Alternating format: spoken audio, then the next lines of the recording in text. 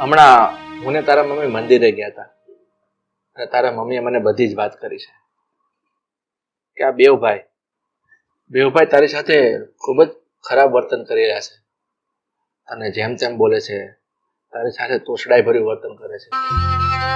હા પપ્પા, તમારી વાત બિલકુલ સાચી છે.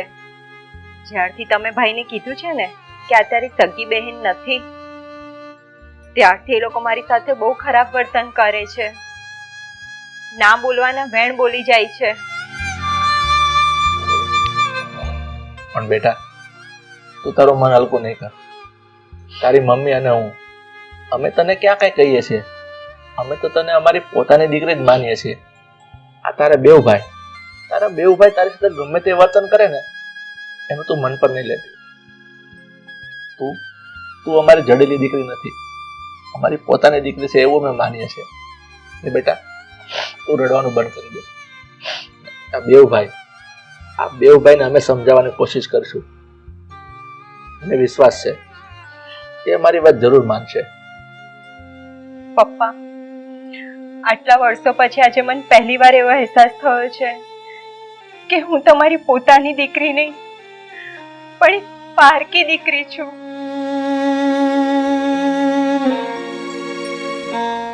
અરે બેટા નિશા, હવે તું શું કામ આટલું બધું રડે છે? મેં તને કહ્યું ને, આ હું અને તારી મમ્મી તારી સાથે જ છીએ. પછી તારે કોનાથી બીવાનું? એટલે હવે રડવાનું બંધ કર અને આમ થોડી ખુશ થઈ જા. થોડી સ્માઈલ આપજો. મારે તારો હસતો ચહેરો જોવો છે. તું જ્યારે હસે છે ને તારો બહુ સુંદર દેખાય છે. એટલે આજથી તારે રડવાનું નથી, સમજી? ચાલો હસજો ફરી. અને આ બેટા, એક વાત સાંભળી લે.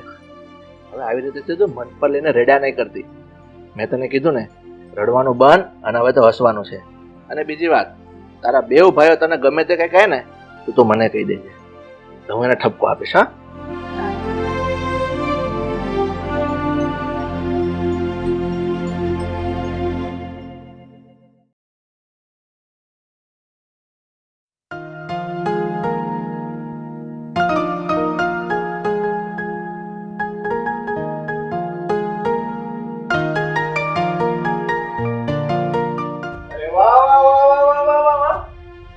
देखो बहना क्या कर रही है? पंखा चालू करके आराम कर रही है. बहना मेरी राखी के बंधन को निभाना, जितना बने ना उतना जल्दी यहाँ से चले जाना. ભાઈ, આ તમે શું બોલો છો? गुजराती नहीं बोलतो ने એટલે તને નહીં સમજાય. હવે ચોખ્ખું ગુજરાતીમાં એ કહીએ છીએ કે આ લાઈટ પંખા ચાલુ કરીને અહીંયા શું કરતી હતી તું? ફોટા પાડતી હતી. આ તારા બાપનું ઘર નથી. આ લાઈટ બિલ કોણ ભરશે? આ તારો ઓલો કયો કચ્છમાં ડટાઈ ગયેલો બાપ આવીને ભરશે? ભાઈ, આવું ના બોલશો. ભાઈ તું આવું ના બોલ, હું બોલું છું. સાંભળ, હવે જો તારી પાસે આંખ કાન નાક મોં અને હોઠ આ બધું એક સાથે જો તને શરમ આવતી હોય ને તો લઈને જલ્દીથી જલ્દી અહીંથી નીકળી જા, બરાબર? કારણ કે હવે જેટલી તું અહીંયા રહીશ ને એટલો અમારો ખર્ચો વધે છે. આનામાં શરમ જેવું કઈ છે જ નહીં. જો શરમ જેવું કઈ હોત ને તો જ્યારે ખબર પડી હોત ને કે આ ઘરની એ દીકરી નથી, એક દિવસે આ ઘર છોડીને નીકળી ગઈ હોત. પણ નહીં, એને તો મફતના રોટલા જ તોડવા છે. કા હવે ક્યાંથી બોલે? નહીં હોતું. તમે બોલવું હોય તો હું જગ્યા આપું છું, તમે બોલી શકો છો, નકર મારી પાસે છે. તમે બોલો છો પણ હું અત્યારે ઘર છોડીને ક્યાં જવાની હતી? એ પણ આપણે કરી આપવા. તારે જ્યાં જવું હોય ત્યાં જા. જો તારે છે ને આ ઘર છોડીને જ્યાં જવું હોય ને ત્યાં જા, મરી જા, પણ આ ઘરમાં ના રહે, સમજી? હવે ક્યાં જઈશ એ પણ અમે કહી તને. હવે તને એમ કહી કે અહીંયા જાશે તો ન્યાનું બજેટ પણ અમારે જ આપવાનું ને, એટલે વિચારવા જેવું છે કે નહીં? હું આ ઘર છોડીને કશે નથી જવાની. હું મારા મમ્મી પપ્પા સાથે અહીંયા જ રહીશ. તો તારી પાસે બે ઓપ્શન છે. જો મારી વાલી બેન, હા, ઘર છોડીને જવું છે કે પછી આ દુનિયા છોડીને જવું છે, વિચાર તારી ઉપર છોડું છું. હા મોટા ભાઈ, આમ જો એકદમ સાચું કહેજો. હા, બે વસ્તુમાંથી એક તો તારે છોડવાનું છે. કાં તો ઘર છોડવાનું છે અને કાં તો આ દુનિયા છોડવાની છે. આવું કરવું હોય તો એ કયા હાથમાં ખંજોળ આવે? હા, જમણા હાથમાં બહુ ખંજવાળ આવે છે હા? અને જ્યારે ખંજવાળ આવે ને ત્યારે એવું મન થાય છે ને કે એક લાફો છોડી દઉં. ભાઈ. એક હજી મારા તરફથી એક આપો ને મોડું થાય. પેલું ગરમ ગરમ ઉપર ગરમ ગરમ લાગે, મજા આવે. ગરમ હવા આ બાજુ આવી. હવે બીજું કેવું છે કે આજ સુધી અમને ખબર નહોતી, હવે અમને ખબર પડી છે. એટલે હવે તું રડ કકડ તારે જે કરવું હોય ને એ કર. એની અમારા બે ભાઈઓ ઉપર કોઈ અસર થવાની નથી. હા, કારણ કે અત્યાર સુધી અમને લોકોને એવું હતું કે તું અમારી સગી બેન છે, પણ જ્યારથી અમને ખબર પડી છે ને કે તારો અને અમારો કોઈ સંબંધ નથી, એટલે અમે લોકો આ ખોટે ખોટા લાગણી વેડા શું કામ બતાવીએ? અને પેલું આપણા સંબંધો ક્લિયર થઈ ગયા છે એ બહુ સારી વાત છે કે જલ્દી ખબર પડી ગઈ. નહીતર કેવું છે, મોડી ખબર પડી હોત તો તારા લગ્નનો ખર્ચો અમારે જ ઉઠાવવો પડત. હા ભાઈ, એ બાબતે આપણે આ મમ્મી પપ્પાને ધન્યવાદ દેવો પડે હા? 2-5 લાખ રૂપિયામાંથી તો આપણે આમ બચી ગયા. આમ શું 2-5 લાખ? આ લગ્નના ખર્ચા કેટલા આવે છે એ ખબર છે? ભાઈ આવું ના બોલશો, હું મારા કિસ્મતથી અહીંયા છું. કિસ્મતથી અહીંયા છો એ તો પ્રોબ્લેમ છે. આ તારા કિસ્મત જ ફૂટલા હતા. એ ભૂકંપ દરમિયાન તું જીવતી બચી ગઈ. આ જો તું ત્યારે જ ઉકલી ગઈ હોત ને તો અત્યારે બિચારીને કેટલું દુઃખ સહન કરવું પડે છે. આ કરવું જ ના પડ્યું હોત. જો આટલું બધું અમારું તારે સહન કરવું પડે, એક ભાઈ છું એટલે કહું છું તને, આ અમારું આટલું બધું રોજ સહન કરવું એની કરતા આ ઘરની બહાર નીકળી જા ને. બસ ભાઈ, બહુ થયું. લે આ તો માખણ ને મોઢું આવ્યું. હું કહું છું મોટા ભાઈ, આ બેન રોવે છે ને તો મને રોવું આવે છે, પણ એને કહી દો કે તારા રોવાની અસર અમારા ઉપર જરી કઈ નહીં થાય. હા, એટલે તારા પલપલિયાનો અમારા ઉપર કોઈ અસર નથી થવાનો. અને જો સાંભળ, જ્યાં સુધી આ ઘરમાં રહીશ ને ત્યાં સુધી તારી સાથે આવું જ ટોર્ચરિંગ થવાનું છે. અને આ તો ખાલી આજે ટ્રેલર હતું, અને હજી તો અમે લોકો ખાલી બોલીએ છીએ. બાકી જ્યારે આ હાથ ચાલુ થશે ને પછી એને કે મને કોઈને ખબર નહીં રહે કે તારો શું હાલ થશે. અને શું ફરક પડે છે ભાઈ, ખૂબ ફરક પડે છે. હવે થોડોક તો સમય હતો, એના લગ્નની વિદાય થવાની હતી. સપના એને ઘણા જોયા હશે કે આમ વિદાય થશે, મારા ભાઈ રડશે, મારા ભાઈ મને આમ ભૂલશે નહીં, મને મારા ભાઈ આમ યાદ આવશે. પણ હું શું કહું છું, અટક્યું નથી. એ વિદાય તો તારી થવાની જ છે, પણ એ વિદાય લગ્નની વિદાય નહીં હોય કે જેમાં અમે રડશું અને તને વિદાય કરશું. પણ એ વિદાય છે ધક્કા મારીને તને આ ઘરની બહાર પરમિનેન્ટ કાઢવાની, જેમાં અમે હસતા હસું અને તું એઝ ઓલવેઝ રડતી રડતી બહાર નીકળીશ. હવે તારે તારી રૂમમાં જવું છે કે પછી ધક્કા મારીને તારી રૂમમાં મોકલીએ? હાલો ને બેન, મોટા ભાઈ શું કીધું એ? ચલો ઊભા થઈ જાઓ. અને હા, એક મહત્વની વાત તો રહી ગઈ. બોલો. એ કે તારી સાથે જે પણ અમે વર્તન કરીએ ને એ વર્તનની જો પપ્પા કે મમ્મીને ખબર પડી ને તો પછી તારી હાલ શું થશે ને એ તું સારી રીતે જાણે. છોડો ભાઈ.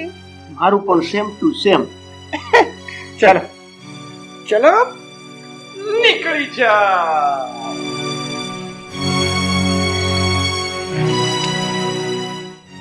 અને આપણે આ રીતના રોજ ટોર્ચર કરતા રહીશું ને એટલે મને એવું લાગે છે કે આ અઠવાડિયું નહીં થાય. હા, જો આવો નવો ટોર્ચરિંગ આપણે રોજ કરશું ને એટલે 2 કામ થશે. બોલ કયા 2? હા, એક તો એ નીકળી જશે, પણ આ બીજું કાં તો એ ઘરની બહાર નીકળી જશે ને કાં તો એ જીવ છોડીને ઉપર નીકળી જશે.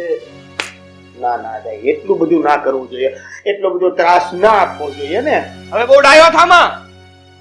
આ મારા કરતા વધારે તારો જેની ઉપર ખાર નીકળે છે ને.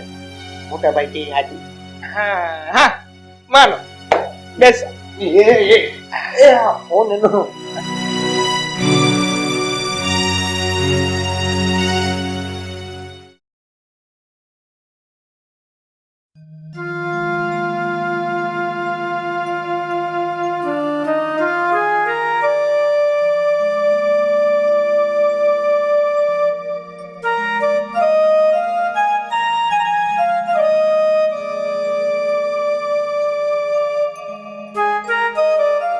બેટા શું વાત છે?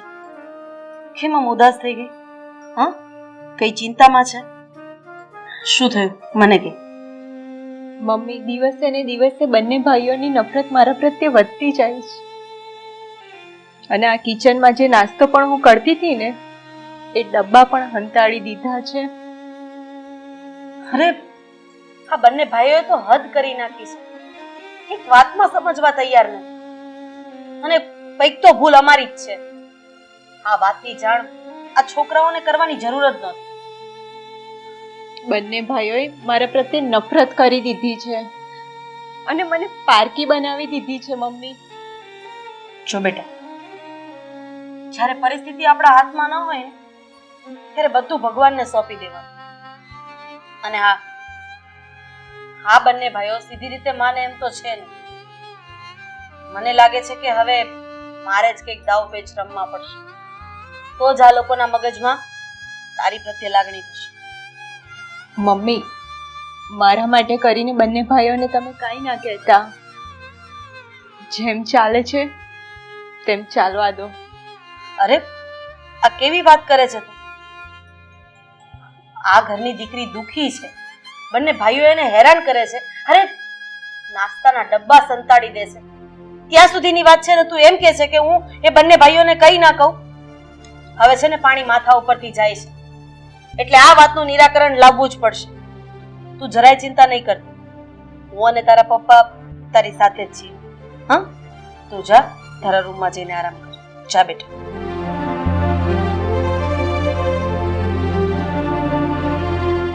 બંને ભાઈઓને જરાય શરમ નથી આવતી. અરે આવું વર્તન તો કોઈ પોતાના દુશ્મન સાથે પણ ન કરે.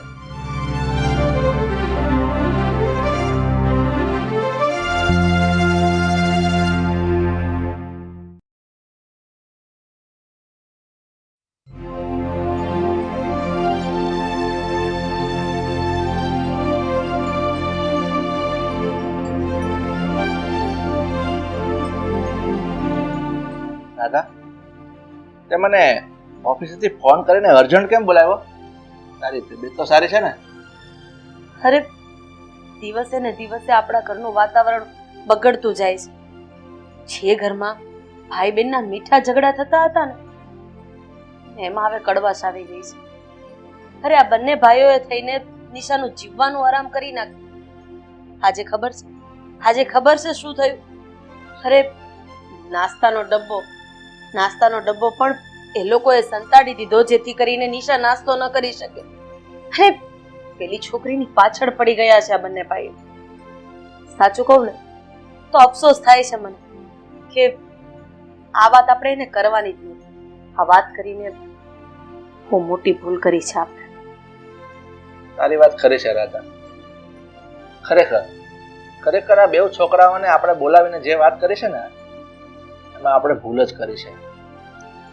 અરે આપણને એવું નહોતા જાણતા કે આ વાત કરવાથી આ બેઉ ભાઈઓ એની બેન પ્રત્યે આટલી બધી નફરત પેદા થશે અને એની સાથે આવું વર્તન કરશે.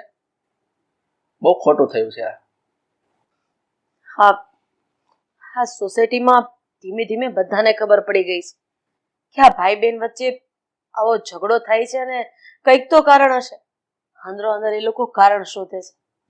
પણ હું એમ કહું છું કે આપણે કંઈક તો પ્લાન એવો કરવો જ પડશે જેથી કરીને આ અવળી પડેલી બાજીને સવડી બનાવી શકાય. આ વાત ખરી છે. તને ખબર છે આ સોસાયટીને નાકે જઈએ છે ને કોઈ દુકાને ત્યાં પણ લોકો આપણી વાતો કરે છે. એટલે આનો કંઈક તો નિવાડો લાવવો પડશે. કંઈક એવો વિચાર કર કે આનો કઈ સીધો રસ્તો નીકળી જાય અને બેઉ ભાઈઓના મગજમાં જે ભૂસું ભરવાનું છે ને એ કંઈક ઓછું થાય. સમજાઈ રહ્યું છે મને. સમજાઈ રહ્યું છે કે મારે અને તમારે શું કરવું. હવે હું જોઉં છું કે એ બે ભાઈ આ એની લાડકી બેનને નફરત કઈ રીતે કરે છે. પણ રાધા, હું તને એ કહું છું, હવે આના વિશે આપણે શું કરીશું એનો કઈ તે વિચાર કર્યો છે? હા, આ બંને તમારા દીકરાઓને હું ઊંધી પટ્ટી ભણાવીશ, ઊંધા કાન પકડાવીશ. મારે શું કરવું છે ને એ બધું હવે મારી નજરની સામે મને દેખાઈ રહ્યું છે. તો બધું બરાબર છે કે તું એને ઊંધા કાન પકડાવીશ, ઊંધી પટ્ટી ભણાવીશ, પણ તું મને તો કે તું કહેવા શું માંગે છે એને? હું અત્યારે કઈ જ નહીં. એ બંને નપાવટ ઘરે આવી જશે ને પછી બધાની સામે જ આ વાતની ચોખવટ કરી અને તમારે મારી હામાં હા રાખવાની છે. કોઈ વાંધો નહીં. હવે આ છોકરાઓ આવે ને ત્યારે જ બધી વાત, અને તું જે કહીશ ને એમાં હું હાયા રાખીશ.